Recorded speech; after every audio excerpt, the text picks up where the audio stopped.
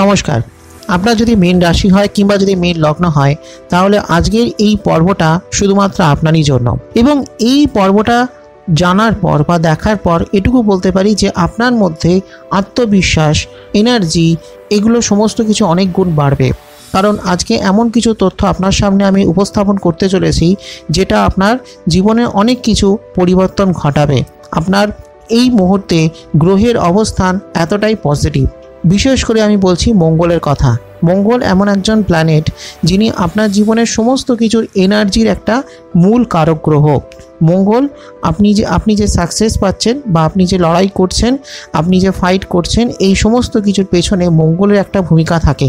বা আপনার জীবনে যে ধন সম্পদ আপনি যে লাভ করছেন বা আপনার যে স্থাবর অস্থাবর সম্পত্তি, জীবনে যা আপনি গাড়ি বাড়ি সম্পত্তি ধনসম্পদ প্রপার্টি যা কিছু আপনার হচ্ছে বা হবে, এই সমস্ত কিছুর পেছনে মঙ্গলের একটা বিশাল ভূমিকা থাকে।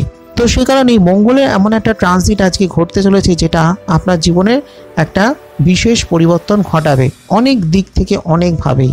কোন কোন দিক থেকে এবং কেন এবং কিভাবে হচ্ছে, এবং সেই সঙ্গে বৃহস্পতিরও এক্ষেত্রে একটা মিলিত প্রভাব রয়েছে। সেপ্টেম্বর এবং অক্টোবর মাসে মঙ্গলের কি ভূমিকা রয়েছে, কোন ক্ষেত্রে তার প্রভাব ইত্যাদি যাবতীয় তথ্য নিয়ে আজকের আলোচনা।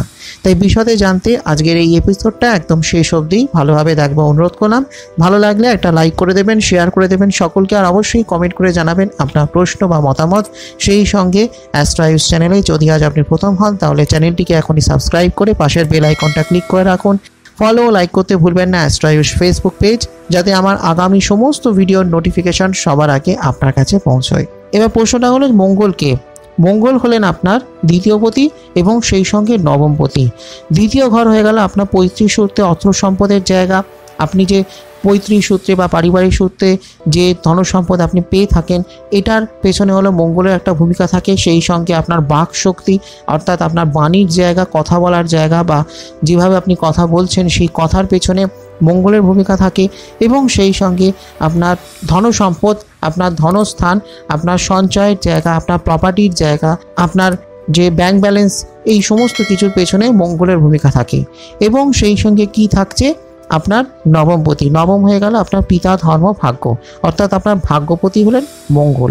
অর্থাৎ আপনি যে লড়াই করছেন, পরিশ্রম করছেন এবং পরিশ্রমে যে সফলতা আপনি পাচ্ছেন বা যদি না পান তাহলে যে আপনি প্রচেষ্টাকে যে চালিয়ে যাচ্ছেন, সেই সফলতা প্রাপ্তির জন্য এই সমস্ত কিছুর পেছনে মঙ্গলের এনার্জি কাজ করছে। মঙ্গল হলো অগ্নিতত্ত্বের কারক গ্রহ, যে অগ্নির আগুনটা আপনাকে সমস্ত দিক থেকে এগিয়ে রাখছে, প্রতিকূলতার সঙ্গে লড়াই করতে শেখাচ্ছে। সেই মঙ্গল এবার তিনি কোথায় না আপনার চতুর্থ ঘরে অবস্থান করছেন। চতুর্থ ঘর হয়ে গেল মিথুন রাশির জায়গা। এবার মিথুন রাশির তত্ত্ব হলো বায়ুতত্ত্ব, মঙ্গলের তত্ত্ব হলো অগ্নিতত্ত্ব। তাহলে কি দাঁড়াচ্ছে না, আপনার 4th হাউসে গিয়ে বায়ুতত্ত্বের ঘরে যখন অগ্নিতত্ত্বের কারক গ্রহ প্রবেশ করলেন, ফলে সেক্ষেত্রে আপনার সেই এনার্জিটা আরও একটু কোথাও বৃদ্ধি পেল। কারণ কি, আগুনের যে তীব্রতা সেটা আরও একটু কোথাও বৃদ্ধি পেল। এবার আগুনের তীব্রতা অর্থাৎ মঙ্গলের তীব্রতা যখন বাড়ছে, তাহলে কি দাঁড়াচ্ছে না, আপনার জীবনে প্রথম প্রভাবটা পড়বে আপনার 9th হাউস আর 2nd হাউসে, অর্থাৎ আপনার দ্বিতীয় ঘরে আর নবম ঘরে। অর্থাৎ সেক্ষেত্রে তাহলে কি দাঁড়াচ্ছে না, আপনার ধনসম্পদ প্রাপ্তির সম্ভাবনা বাড়াচ্ছে। পৈতৃক সূত্রে বা পারিবারিক সূত্রে ধনসম্পদ প্রাপ্তির সম্ভাবনাকে বৃদ্ধি করছে। আপনি ধনসম্পদ পেতে পারেন, টাকা পয়সা রোজগার আরও বাড়তে পারে, আপনার ব্যাংক ব্যালেন্স আরও বাড়তে পারে, আপনার সঞ্চয় আরও বাড়তে পারে, আপনার স্থাবর অস্থাবর সম্পত্তি প্রাপ্তির সম্ভাবনাটা আরও বৃদ্ধি পাবে। সেই সঙ্গে কি হচ্ছে, আপনার ভাগ্যের সহায়তা আপনি পাবেন।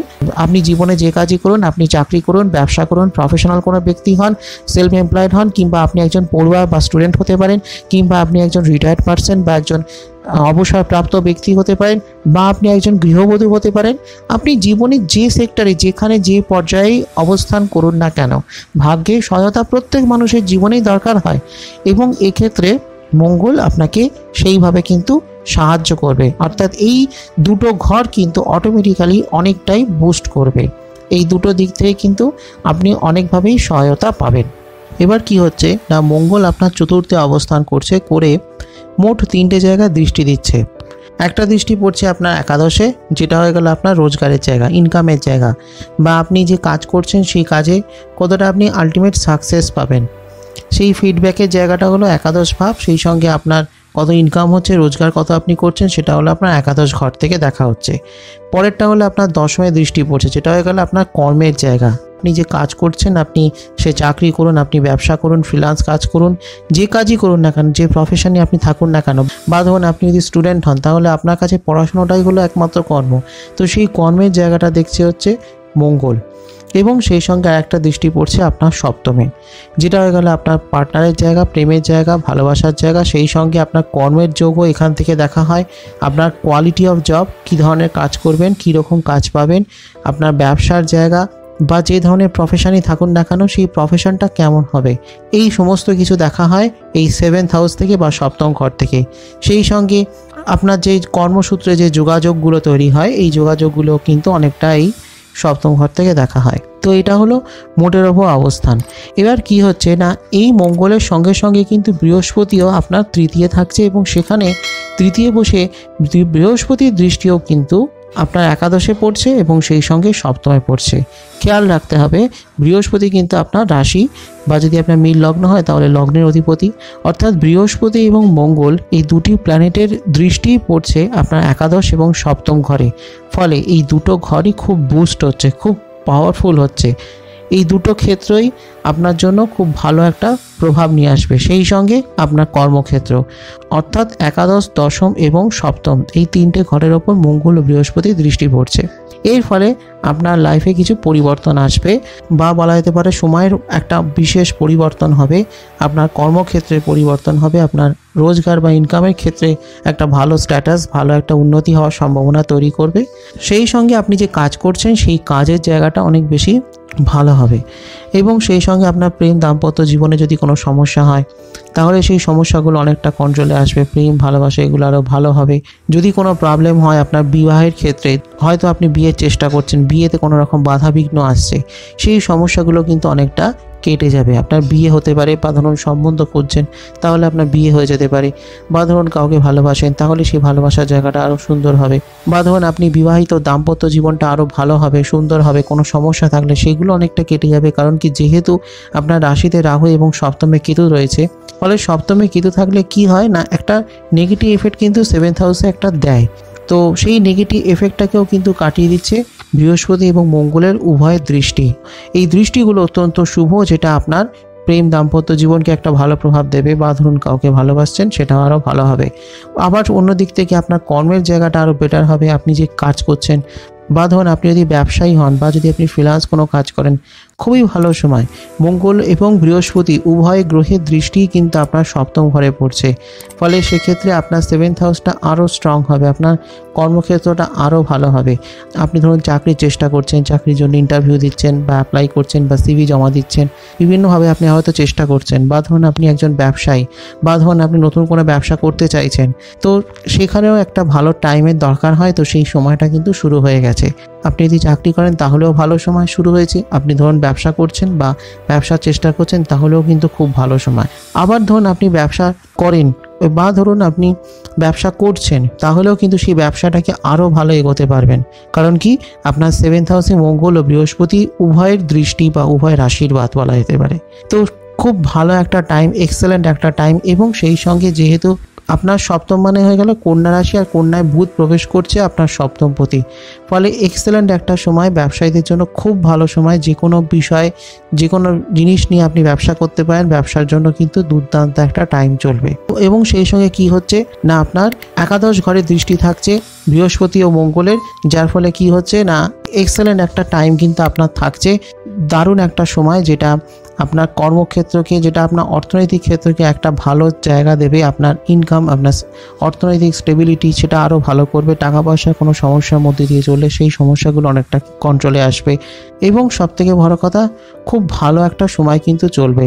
আপনার রোজগার বাড়বে, আপনার ইনকাম বাড়বে, আপনার কিছু জমি, বাড়ি, ফ্ল্যাট এগুলো কিছু প্রাপ্তি হতে পারে। আপনি কিন্তু গাড়িও কিনতে পারেন এই সময়, কিন্তু আপনি কিছু গাড়ি, অর্থাৎ স্থাবর অস্থাবর সম্পত্তি, এগুলো প্রাপ্তির বা এগুলো ক্রয় করবার একটা সম্ভাবনা কিন্তু এই মাসে থাকছে। শুধু এই সেপ্টেম্বর মাসেই নয়, অক্টোবরেও কিন্তু থাকছে।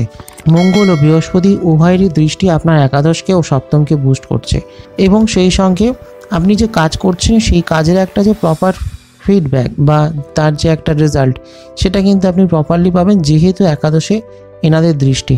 এবং যেহেতু আপনার রাশি অধিপতি যেহেতু বৃহস্পতি দৃষ্টি যেহেতু আপনার একাদশকে দিচ্ছে এবং তিনি যেহেতু তৃতীয় ঘরে বসে আছেন, ফলে সেক্ষেত্রে আপনার পরাক্রম বৃদ্ধি হবে এবং আপনার কর্মভাবটা আরও বেটার হবে। এবং সেই সঙ্গে কি হচ্ছে না, মঙ্গলের দৃষ্টি আপনার দশমকে দিচ্ছে। দশম ঘরটা হয়ে গেল আপনার যে কোনো প্রকার কাজের জায়গা, আপনার কর্মভাবের জায়গা। এবং আপনার দশমপতি হলেন বৃহস্পতির ঘরে হলো মঙ্গলের দৃষ্টি। এতে কি হচ্ছে না, আপনার যে কাজ করছেন সেই কাজটা আরও বেটার হবে। সেটা আপনি চাকরি করলেও সেটা আরও ভালো হবে, পদোন্নতি হতে পারে চাকরি ক্ষেত্রে, বা ধরুন ব্যবসা করছেন সেই ব্যবসাটাকে আরও বাড়াতে পারবেন, বা ব্যবসার লভ্যাংশ আরও বাড়বে যেহেতু একাদশ দৃষ্টি রয়েছে। এবং যেটা হলো কি না, আপনার কর্মর দ্বারা কিন্তু উন্নতি হবে। আপনাকে কাজ করতে হবে, কর্মে প্রচেষ্টা রাখতে হবে, কাজটা সঠিকভাবে করতে হবে। কারণ কি, যেহেতু মঙ্গল এবং বৃহস্পতি এনাদের দুটো দৃষ্টিই পড়ছে আপনার কর্মভাবে এবং একাদশভাবে। ফলে সেক্ষেত্রে আপনাকে কাজ করতে হবে, সঠিকভাবে কাজ করতে হবে এবং কাজের দ্বারাই আপনি উন্নতি লাভ করতে পারবেন। এটা নয় যে আপনি অনেক লটারির টিকিট কাটলেন তাতে আপনার অর্থ উপার্জন হলো, সেটা কিন্তু নয়, সেই সম্ভাবনা কম। আপনাকে কাজ করতে হবে এবং কর্মে আপনি উন্নতি লাভ করতে পারবেন। আপনি চাকরি করুন, ব্যবসা করুন, ফ্রিল্যান্স কাজ করুন, সেলফ এমপ্লয়েড হন, যে প্রফেশনে যে কাজটাই আপনি করুন না কেন, সেক্ষেত্রে আপনি কর্মের দ্বারা উন্নতি লাভ করতে পারবেন। এবং আপনার চাকরি করলে আপনার পদোন্নতি হওয়ার সম্ভাবনা আছে, বা ধরুন আপনার সেখানে স্যালারি বাড়তে পারে, বা আবার অন্য দিক থেকে আপনি যদি ব্যবসা করেন তাহলেও সেখানে আপনার ইম্পোর্ট এক্সপোর্ট বাড়বে, সেখানে আপনার আমদানি রপ্তানি বাড়বে, সেখানে আপনার ব্যবসার লভ্যাংশ বাড়বে। বা ধরুন আপনার কোনো পার্টনারশিপ বিজনেস থাকলে সেই বিজনেস পার্টনারদেরও আপনি সাপোর্ট পাবেন। এবং সব মিলিয়ে বলবো যে আপনার ব্যবসার জায়গাটাও ভালো হবে, বা ধরুন আপনার নিজস্ব কোনো ব্যবসা আছে সেটাও কিন্তু ভালো হবে। আবার আপনি যদি ফ্রিল্যান্স কাজ করেন, আপনি ব্লগার হতে পারেন, ওয়েব ডিজাইনার, ওয়েব ডেভেলপার হতে পারেন, বিভিন্ন ধরনের কাজও তো করতে পারেন। তো সেই কাজগুলোও কিন্তু আপনার ভালো হবে, ভালো চলবে। মোট কথা টাইমটা কিন্তু খুব ভালো থাকবে। আবার ধরুন এই সময় আপনি কিছু সম্পত্তি কিনতে পারেন, সেটা ফ্ল্যাট, জমি, বাড়ি এগুলো কিনতে পারেন বা বিক্রি করতে পারেন। বা যদি কোনো আপনার রিয়েল এস্টেট বিজনেস থাকে, বা ধরুন কোনো রিয়েল এস্টেট বিজনেসে আপনি বিনিয়োগ করতে চাইছেন, খুব ভালো সময়, বিনিয়োগের জন্য যথেষ্ট ভালো সময়। আপনি যদি শেয়ার মার্কেটে, স্টক মার্কেটে থাকেন তাহলেও কিন্তু ভালো সময়, সেক্ষেত্রে আপনি বিনিয়োগ করলে কিন্তু ভালো রিটার্ন আপনি পাবেন।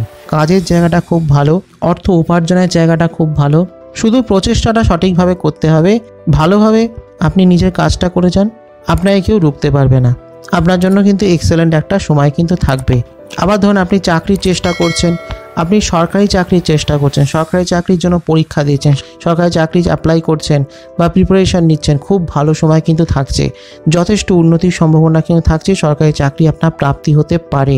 এবং সেই সঙ্গে আপনি যদি বিদেশে যেতে চান, বিদেশে গিয়ে পড়াশোনা করতে চাইছেন, বিদেশে গিয়ে কাজ করতে চাইছেন, কোনো মাল্টিন্যাশনাল কোম্পানিতে ধরুন চাকরি করছেন, আপনার বিদেশ যাওয়ার স্বপ্ন আছে, বিদেশে গিয়ে কাজের স্বপ্ন আছে, তো সেই স্বপ্ন ইচ্ছেও কিন্তু আপনার পূর্ণ হতে পারে।